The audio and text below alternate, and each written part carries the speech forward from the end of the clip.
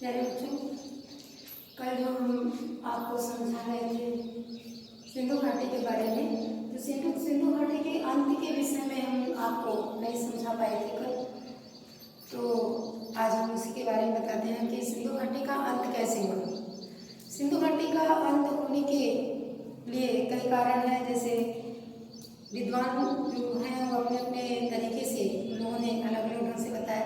किसी ने कहा कि सिंधु घाटी का अंत बाढ़ के कारण हुआ, किसी ने कहा कि महामारी के कारण हुआ, किसी ने भूकंप के कारण हुआ। तो ऐसे अपना अलग अलग लोगों ने विचार दिया। तो जैसे कि भूकंप के कारण कुछ लोगों ने बताया कि भूकंप की वजह से सिंधु घाटी की सभ्यता यानी पूरा का पूरा शहर वो जमीन के नीचे धंस गया। और महामारी के कारण, ऐसी महामारी जैसे मलेरिया वगैरह ऐसी महामारी आई जिसे पूरी जनसंख्या वहाँ की धीरे धीरे करके खत्म हो गई और कुछ बची तो वहाँ से चली गई। वहाँ सिंधु घाटी की सभ्यता का वहाँ बिल्कुल अंत हो गया।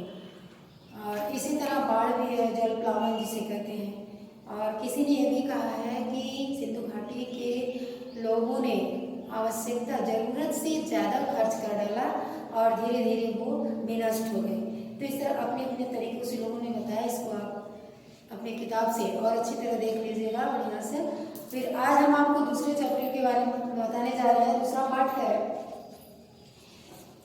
है राजा, किसान और नगर। दूसरे पार्ट का नाम है पार्ट 2। इसका नाम है राजा,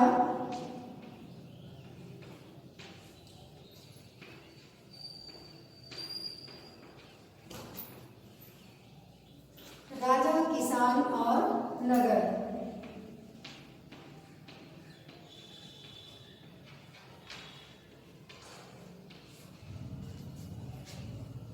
यह आपके पाठ का नाम है आरंभिक राज्य और अर्थव्यवस्थाएं। इसके नीचे आइए।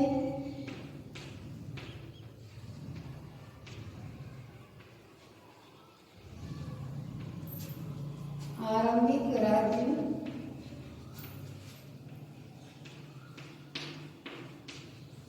और अर्थव्यवस्थाएं।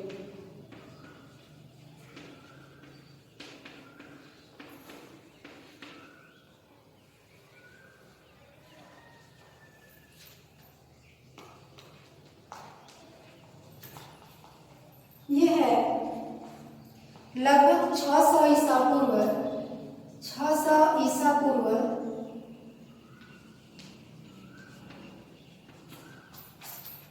से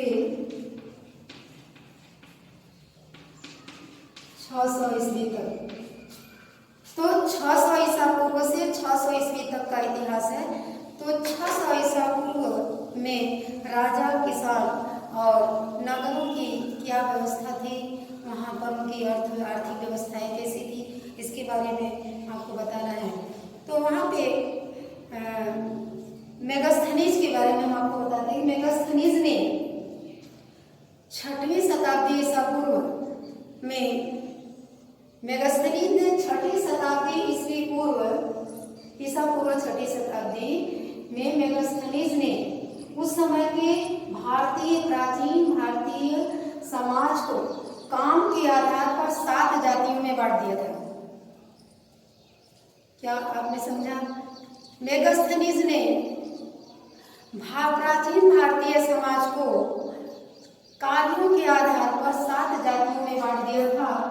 ये जैसे जुलाहे, चमड़ा सीने वाले, सुनार, कुम्हार, इस तरह से कार्य के आधार पर 7 जाति, मछुआरे हुए, ये लोगों ने इन लोगों ने बांटा। और उस समय के गांव के बारे में इन्होंने बताया कि उस समय का समाज में अधिकतर, उस समय समाज में अधिकतर लोग गांवों में रहते थे, गांव में बसते थे और गांव के लोग आत्मनिर्भर थे। इनके घर मकान झुंडों में रहा करते थे और ये उसके चारों ओर घर रहते थे। झुंडों में इनके घर थे, उसके चारों ओर खेत थे। तो खेतों में ये काम करते थे। और जो भूमिहीन किसान थे, जिनके पास खेत नहीं था, वे भी दूसरों के खेतों में काम करते थे। उनको खेतों में काम नहीं दिया जाता था, वे काम करते थे। भूमिहीन किसान, जो मैगजीनिस ने जो बताया था कि 7 जातियों में तो बांटा, लेकिन उन्होंने ये भी बताया था कि उस समय जनता जो है राजा चुनती थी। नगर में क्या होता था कि गांव में जनता राजा को चुनती थी और यह आशा करती थी जनता कि राजा अपने कर्तव्य का पालन करेगा। सिपाही को जैसे वेतन दिया जाता था, वेतन लेकर सिपाही जैसे काम करते थे, वैसे राजा को भी उत्पादन का 16% भाग दे दिया जाता था। यानी ये उतना इनका वेतन होता था। ये राजा उतना वेतन लेकर जनता के प्रति जो इनका कर्तव्य था, उस कर्तव्य का निर्वहन करते थे। ये अपना जनता के सेवक की तरह काम करते थे। तो जनता इनसे आशा भी रखती थी कि ये उतना सिपाहियों की तरह इन्हें भी वेतन दिया जा रहा है, तो ये वेतन लेकर हम लोगों के प्रति जो इनका कर्तव्य है अपना काम करें। तो यह वहाँ के राजा के विषय में था। तो आते हैं कि किसान, वहाँ पे जो भूमिहीन किसान थे, उनको भी ये राजा लोग क्या करते थे कि उनको भी काम दिलवाते थे। जिनके पास खेत थे वो वहाँ पे जाकर के काम करते थे, उनको राजा के माध्यम से काम दिलाया जाता था, वे काम करते थे खेतों में। 1000 ईस्वी पूर्व, 1000 लगभग पूर्व नहीं, 1000 के लगभग लोहे का प्रयोग आरंभ हुआ और लगभग यही काल तांबे के प्रयोग का भी माना जाता है। 1000 ईसा पूर्व लोहे का प्रयोग आरंभ हुआ और यही काल तांबे का प्रयोग का भी माना जाता है। ये आपने समझा।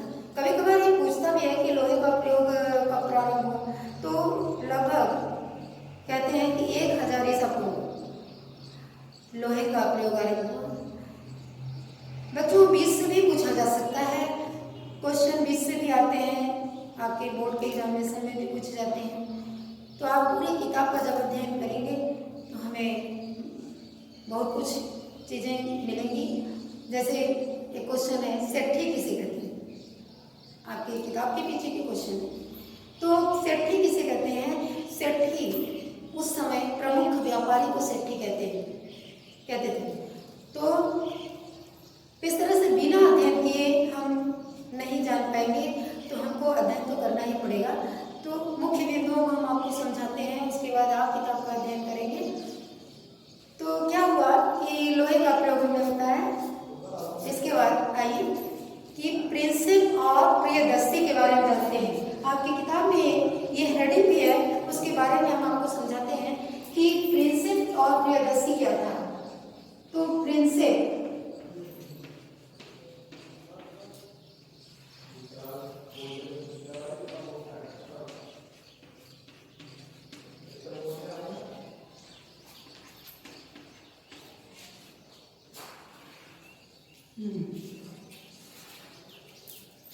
आपने देखा प्रिंसिप और प्रियदर्शी क्या होता है, क्या चीज़ है, नाम है क्या, किसका नाम है, इसके बारे में हम आपको बताना है।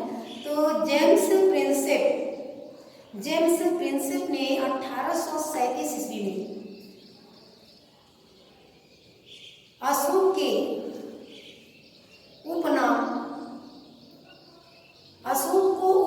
उसके उपनाम प्रियदर्शी के नाम से जाना। क्या जाना, समझे आप? हमने ये कहा कि 1837 ईस्वी में जेम्स प्रिंसिप ने अशोक को उसके उपनाम प्रियदर्शी के नाम से समझा, जाना। और उसने प्रिंसिप ने खरोष्ठी और ब्राह्मी लिपि के अध्ययन से इस प्रियदर्शी को अच्छी तरह समझा। अशोक के अभिलेखों और सिक्कों पर प्रियदर्शी लिखा रहता था। कहीं कहीं अभिलेखों पर, अशोक के अभिलेखों पर अशोक नाम भी लिखा रहता था। इन शिलालेखों पर देवानाम प्रिय और प्रियदर्शी लिखा होता था। देवानाम प्रिय मतलब देवताओं को प्रिय, और प्रियदर्शी मतलब देखने में जो सुंदर लगे, प्रिय लगे, ऐसे। तो ये जो है कि अशोक का इस तरह से उल्लेख जेम्स प्रिंसेप ने किया। बौद्ध ग्रंथों के अनुसार अशोक महान अपने समय का सर्वाधिक श्रेष्ठ शासक था। सबसे श्रेष्ठ शासक अपने समय का था। उसके बाद हम आते हैं राज्य के बारे में। तो बिहार 6वीं शताब्दी ईसा पूर्व में गंगा, यमुना, दोआब और बिहार। 6वीं शताब्दी ईसा पूर्व में गंगा, यमुना, दोआब और बिहार में लोहे का प्रयोग अधिक होने से यहाँ उत्पादन अधिक होने लगा। तो और यहाँ पर जो जनपद थे वे महाजनपदों में परिवर्तित हो गए। महाजनपदों में परिवर्तित हो गए। उस समय बहुत सारे महाजनपद बने। भगवती सूत्र में 16 महाजनपदों का उल्लेख है। उन महाजनपदों में जैसे कौशल, कौशाम्बी ये सब आते हैं। तो 16 का नाम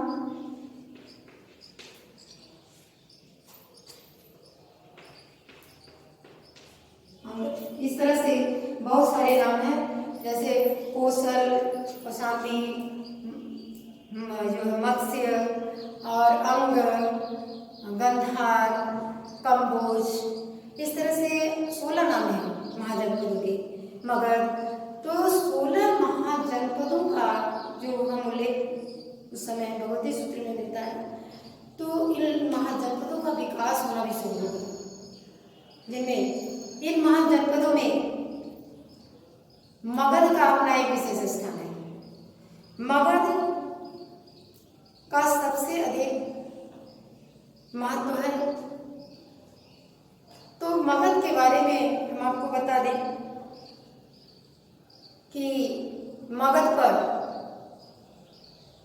15 वर्ष की अवस्था में बिंबिसार राजा बना। मगध का राजा 15 वर्ष की अवस्था में बिंबिसार बना और बिंबिसार ने कौशल की राजकुमारी से विवाह किया, जिससे काशी उसके अधिकार में आ गया। पूरे काशी पर उसका अधिकार हो गया। उसके बाद बिंबिसार जो था, बिंबिसार का पुत्र ही अशोक था। तो बिंबिसार 15 वर्ष की अवस्था में बिंबिसार मगध की गद्दी पर बैठा और उसने कौशल की राजकुमारी से विवाह किया, जिससे काशी उसके अधिकार में आ गया। लेकिन वज्जियों से उसे बहुत भय था। वज्जी ये भी महाजनपद का नाम है। 16 महाजनपदों में वज्जी भी है। तो वज्जी जिसे कहते हैं, जैसे अंग है वैसे वज्जी है। तो ये वज्जी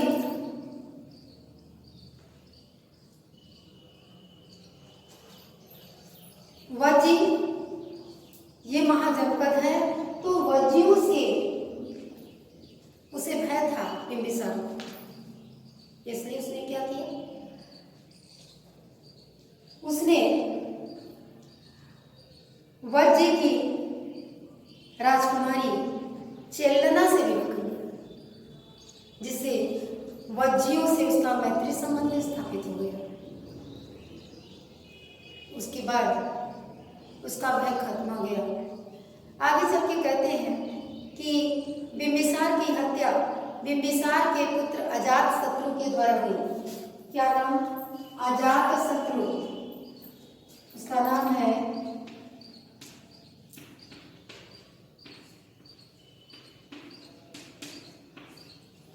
अजातशत्रु। ये बिंबिसार का पुत्र था। किसने बिंबिसार की हत्या कर दी? जब बिंबिसार की हत्या अजातशत्रु ने कर दी, उसी के पुत्र ने, तो कौशल नरेश प्रसेनजित ने कौशल को मगध से ले लिया, क्योंकि उसका भय खत्म हो गया, बिंबिसार नहीं था। तो प्रसेनजित ने कौशल को मगध से ले लिया, जिससे अजातशत्रु से प्रसेनजित का युद्ध हो गया।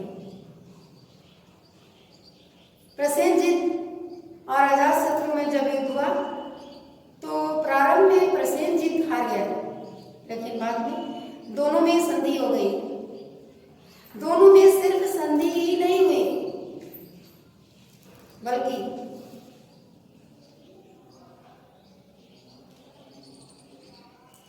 प्रसेनजित और अजातशत्रु में जब संधि हुई तो इस संधि से अजातशत्रु को लाभ हुआ। उसके हाथ वहां की राजकुमारी वजीरा भी लगी। वजीरा वहां की राजकुमारी उसके हाथ लग गई। उसके बाद वहां पे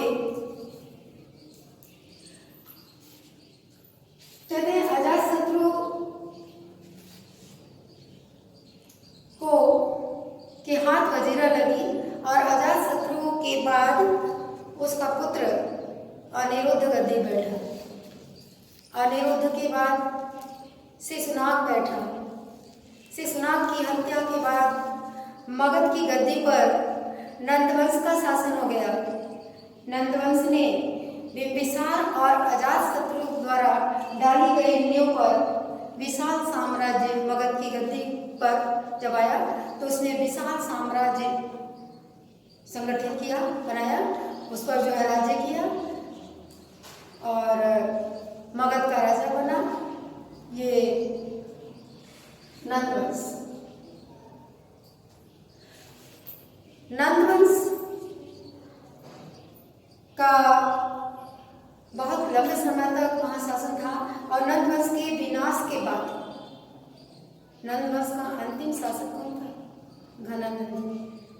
नंदवंश का अंतिम शासक घनानंद था और घनानंद की हत्या करके उस पर चंद्रगुप्त मौर्य आया। चंद्रगुप्त मौर्य के बारे में आज हम आपको बता दें।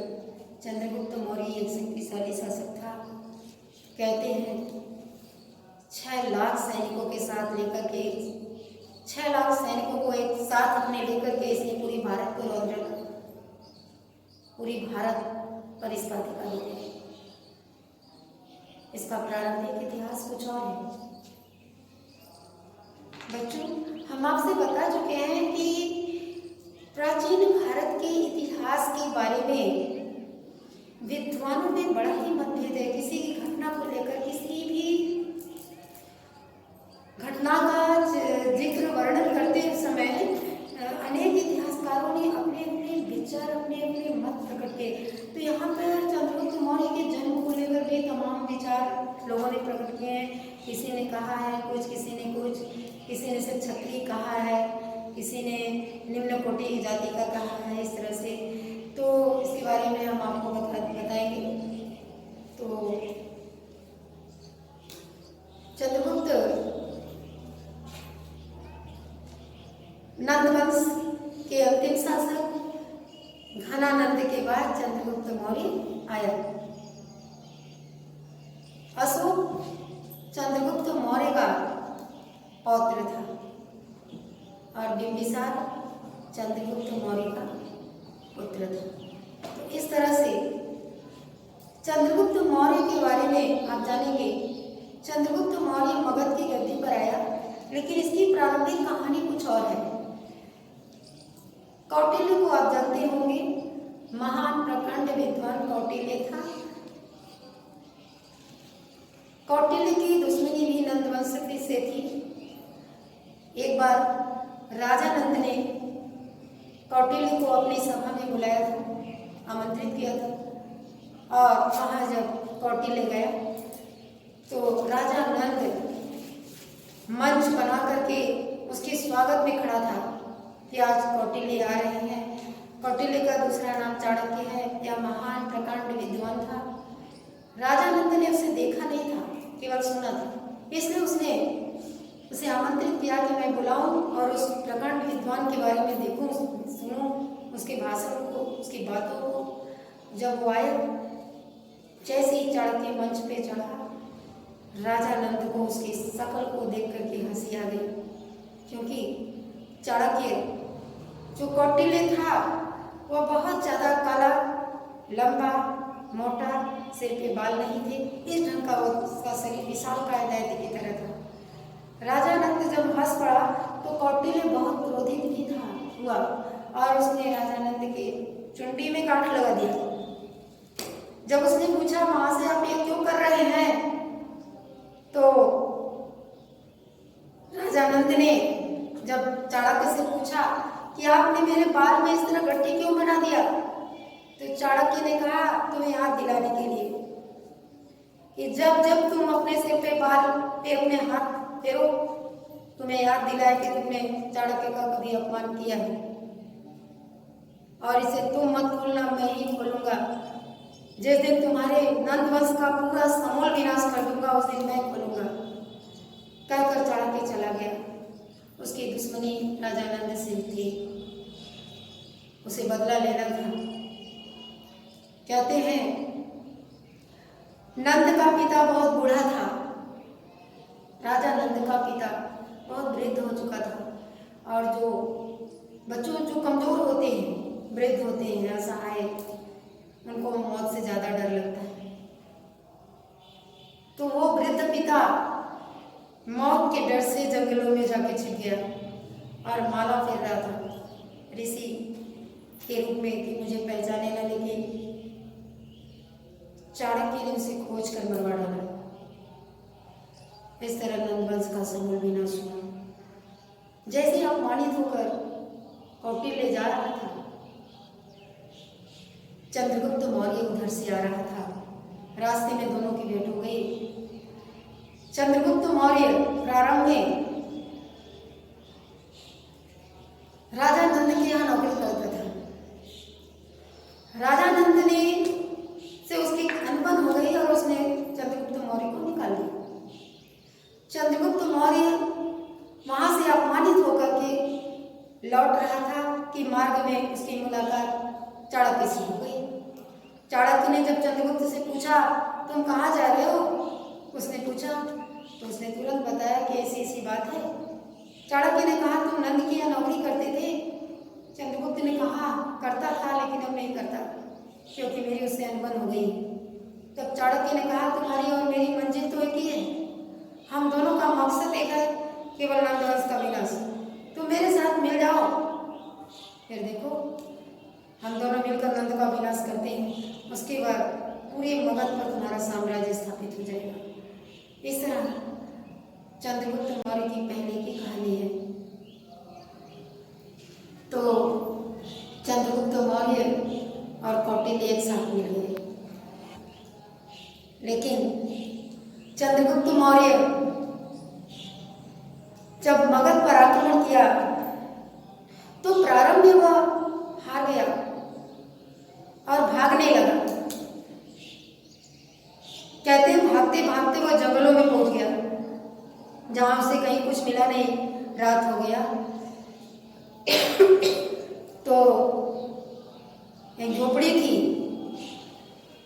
उससे दिखाई दिया तो उसने सोचा कि वो झोपड़ी में मैं ठहर लूं और सुबह निकल जाऊंगा। जब झोपड़ी के पास गया तो उसे डर था कि कहीं ये दुश्मन का तो नहीं है। झोपड़ी के बगल से रुक करके उस झोपड़ी के लोगों की बातें सुन रहा था। उसमें अब माँ और बेटी रोटी बना रही थी, रोटी बनाते हुए माँ बना रही थी, बेटी खा रही थी। एक जलती हुई रोटी फुली हुई जब माँ ने बेटी को दिया तो बेटी ने बीच से उसे काट लिया। तो उस बेटी ने जब काट लिया तो उसका मुंह जल गया। तो माँ हंसने लगी। चंद्रगुप्त सुन रहा था उस झोपड़ी के बगल में। उसकी माँ हंस रही थी और हंसते हुए कहने लगी चंद्रगुप्त की तरह महामूर्ख हो। यह बात चंद्रगुप्त सुन रहा था। उस स्त्री ने कहा कि चंद्रगुप्त की तरह महामूर्ख हो। यदि जैसे चंद्रगुप्त है, उसने बीच में वो कूद गया जिससे चारों तरफ से घिर गया और भागने लगा। अरे कहीं जीतना है, विजय प्राप्त करना है तो किनारे से आक्रमण करो, यानी जलती रोटी जल रही है तो किनारे से काटो। वैसे वह बीच से नहीं काटा, बीच में ही कूद गया, किनारे से नहीं काटा, आक्रमण किया, बल्कि बीच में ही वो कूद गया, जिसके कारण हार गया और भागने लगा। तो चंद्रगुप्त इस बात को सुन करके, एक अनपढ़ गंवार स्त्री के मुख से निकली हुई बात को सुन करके यह जान गया कि मेरी हार का क्या कारण है, और वह उस झुगड़ी में नहीं गया। बाहर ही रात को बिताया। उसके बाद वो जाकर कौटिल्य से कहा और कौटिल्य भी जान गया। उसके बाद तब उसने मगध पर आक्रमण, जो बीच में आक्रमण किया, उसको छोड़ करके किनारे से आक्रमण करना शुरू किया। इस तरह से एक दिन आया जब चंद्रगुप्त मौर्य जो है पूरे भारत पर विजय प्राप्त किया।